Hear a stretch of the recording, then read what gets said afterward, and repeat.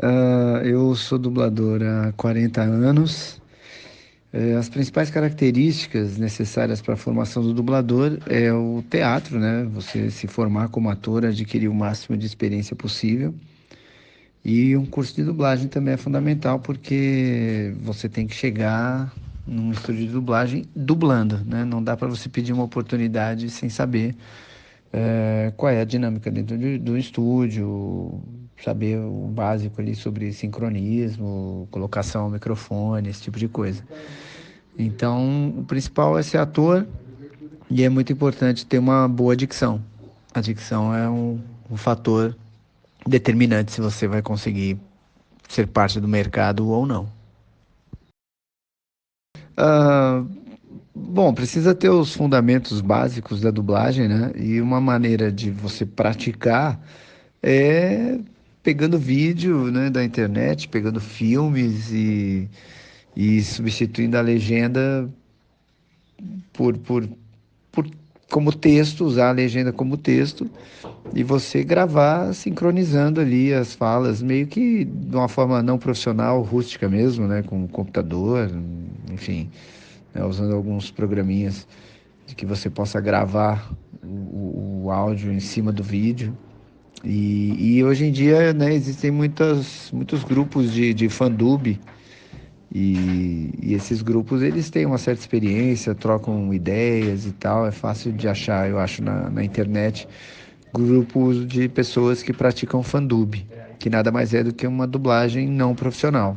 Isso é muito bacana e acabam existindo pessoas que eram fandubers e que se tornaram profissionais da área. Mas fundamentalmente tem que fazer um curso de dublagem. Não tem muito como.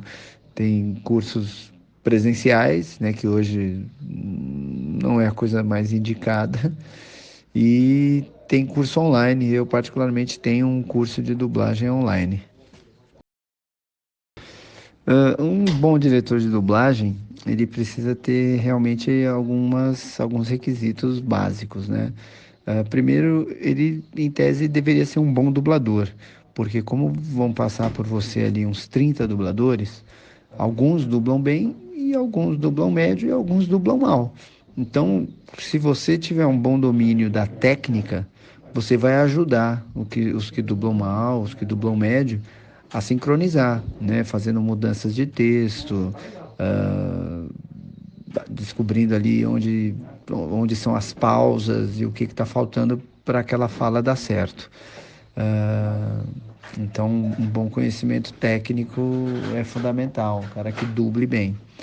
Outro ponto muito importante é o conhecimento da língua portuguesa, né? Porque a gente está lidando ali com textos e vão surgir milhares de situações onde surgem, sei lá, dificuldades de concordância, palavras novas, cacófatos, que mais?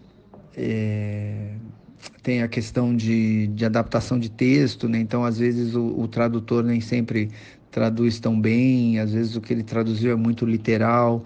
Então, um conhecimento aí básico, pelo menos, né? Um pouco de língua inglesa e até de espanhol também, faz diferença, né? Na qualidade final do trabalho.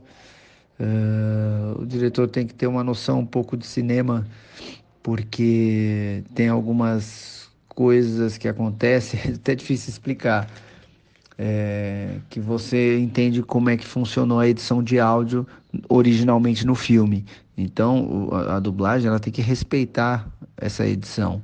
E isso é uma coisa que acontece pouco, porque nem todos os diretores têm essa percepção de corte de cena, de corte de áudio, e essas coisas fazem a diferença.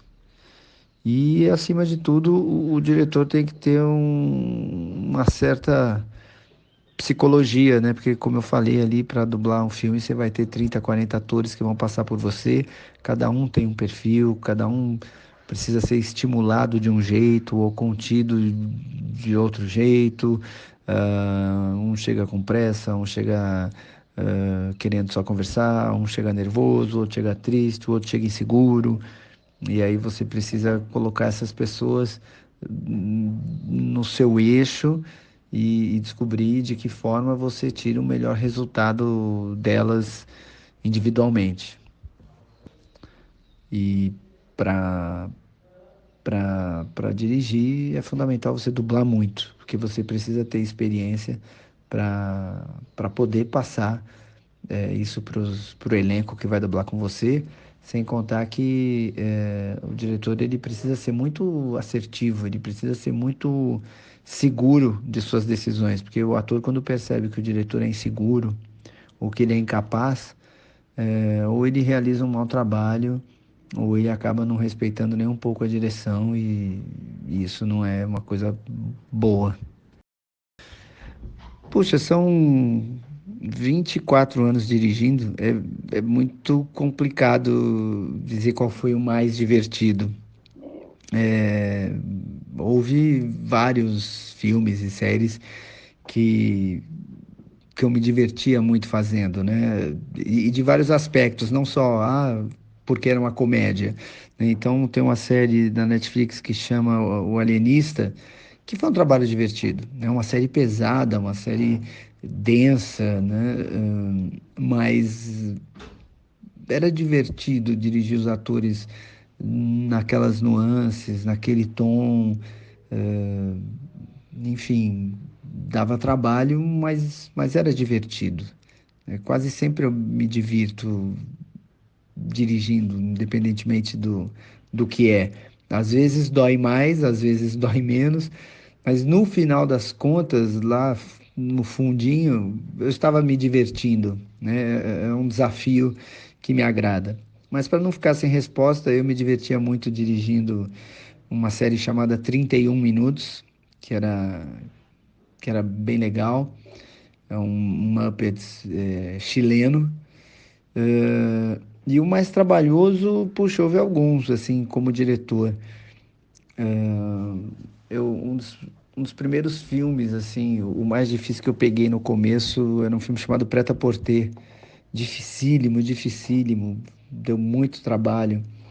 Eu assisti ele umas 4 vezes, então antes de entrar no estúdio, eu, eu devo ter gastado umas 16 horas fora do estúdio, só assistindo ao filme, fazendo anotações e tal, porque era muito, muito, muito complicado mesmo. Os Oito Odiados foi um filme bem difícil de dirigir, deu muito trabalho. E tem mais um aqui que eu não tô lembrando agora, mas que foi extremamente difícil, puxado, desgastante de fazer.